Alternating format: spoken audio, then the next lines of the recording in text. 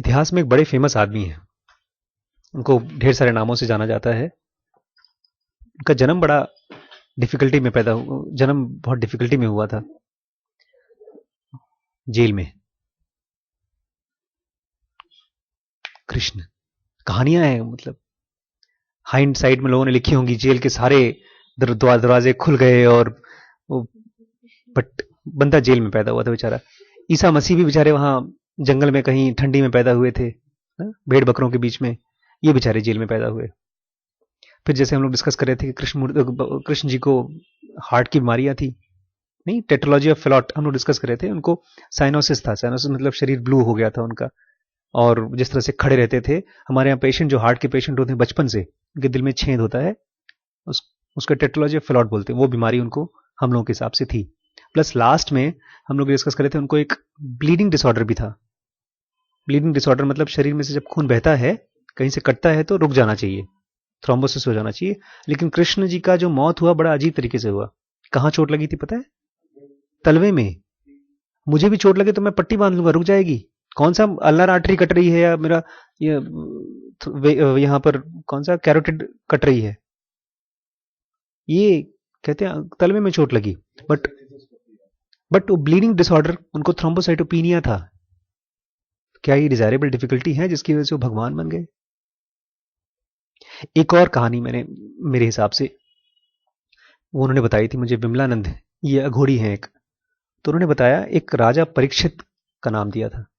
नाम सुना है? अभिमन्यु के बेटे थे शायद, कि पोते पोते थे। हाँ, अभिमन्यु का बेटा था। तो वो उसको श्राप मिल गया था, किसी साधु वाधु ने श्राप दे दिया था कि तुमको एक तक्षक नाग काटेगा।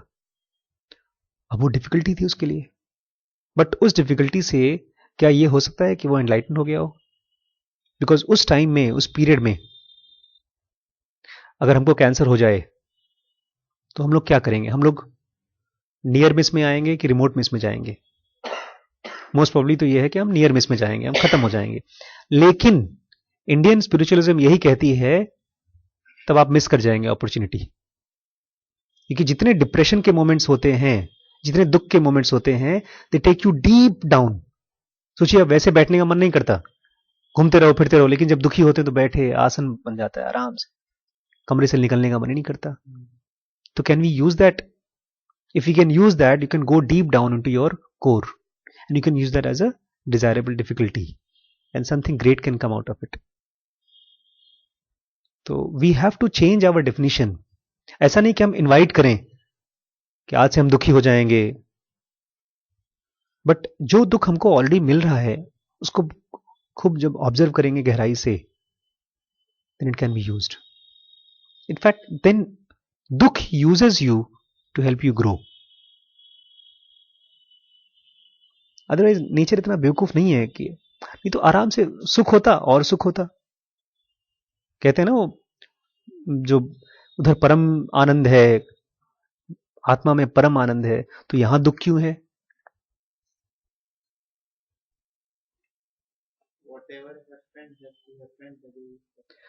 Because it is a tool basically. एक है पेंसिल, एक है रबर। अगर पेंसिल को आप सुख बनाया, सुख मानिए कि ड्रॉ कर लिया आप, तो रबर से मिटा दिया आपने। Both are tools to get inside you. तब आपका ये नहीं होगा कि इससे मुझे फायदा हो रहा है, इससे नुकसान हो रहा है। जहां पर डिफिकल्टी आई और अगर वहां पर हमने ये मान लिया कि अरे हमने मिस कर दिया उस अपॉर्चुनिटी को, और जहां पर डिफिकल्टी आई और हमने उसको देखा, अच्छा देखा यही जिंदगी है, मान लो, and don't even try to run for a solution, but be observant about it, then it helps you to go deeper, and then it helps you to make you a remote miss. अभी देखेंगे आप कल Emil जे फ्रेडिच ने कैसे अपनी माँ बाप के मरने को यूज किया कैंसर को ठीक करने के लिए। बहुत अच्छी कहानी, कल पढ़ेंगे हम लोग।